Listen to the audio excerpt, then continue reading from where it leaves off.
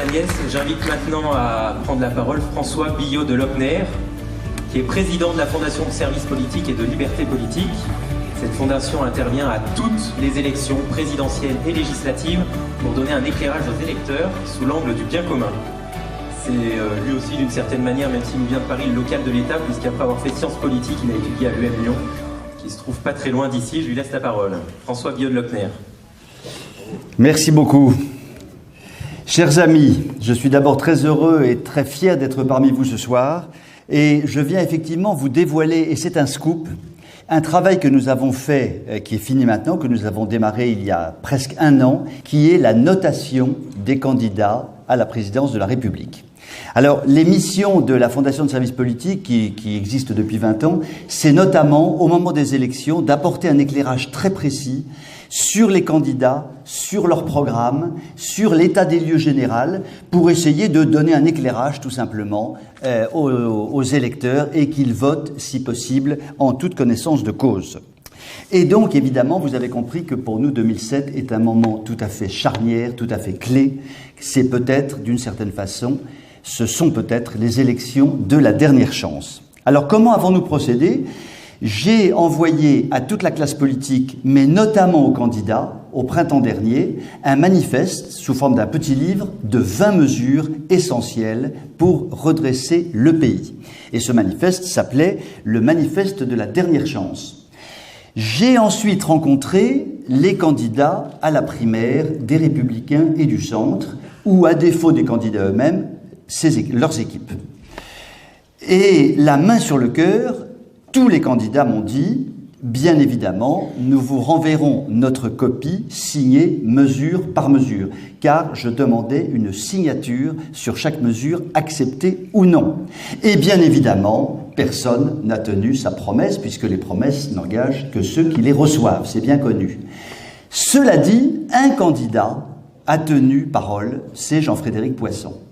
Et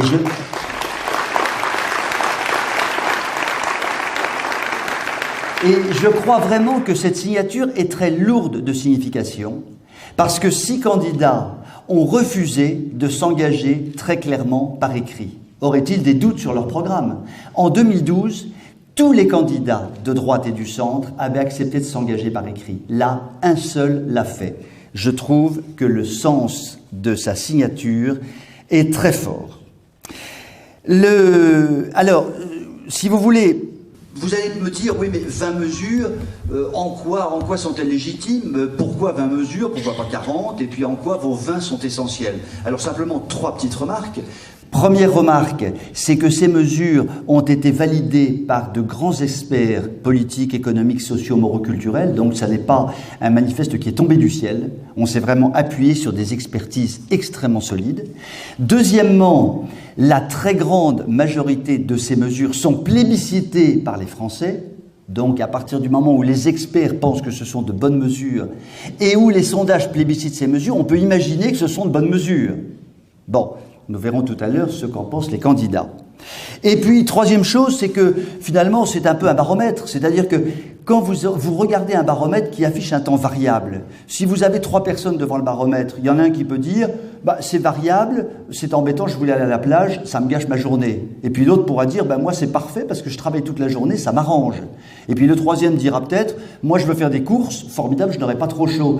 Donc en fait, un baromètre qui est factuel, qui donne quelque chose d'objectif, de scientifique, peut évidemment être interprété.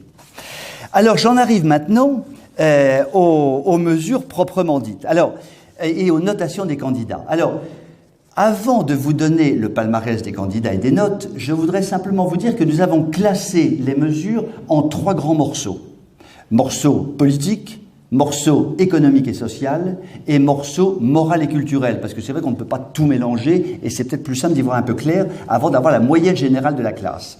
Alors, sur la partie, la meilleure note, elle est obtenue par la classe, elle est 7, on fait une moyenne générale, c'est sur la partie économique et sociale, 12 sur 20. C'est pas terrible, mais c'est quand même pas nul, ça veut dire que les candidats, globalement, estiment que la politique économique et sociale du pays mérite quand même des mesures assez fortes. Ensuite, il y a les mesures purement politiques, et là on tombe à 10 sur 20. Donc là, la classe s'affaisse un peu.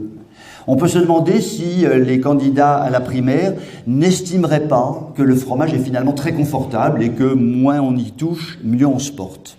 C'est un petit peu mon analyse. Et puis le troisième pavé, les mesures morales et culturelles, c'est une véritable bérésina. C'est la déroute. La classe a 5 sur 20. C'est pire que dans des lycées de banlieue sud. Donc on peut se dire que là il y a un problème parce que les mesures d'ordre moral et culturel sont évidemment extrêmement importantes pour la suite. Alors, tout ça mis dans un Magimix, ça fait une moyenne générale de la classe, vous êtes assis, parce que c'est effrayant, de 7 sur 20. Ça veut donc dire que le corpus programmatique des Républicains et du centre, avec toutes ces personnalités, ces candidats qui sont là, ne permettrait objectivement pas aujourd'hui de redresser le pays. Parce que 7 sur 20, on n'y arrivera pas. Si ce sont les élections de la dernière chance, ces programmes ne sont pas adaptés et on peut le dire clairement.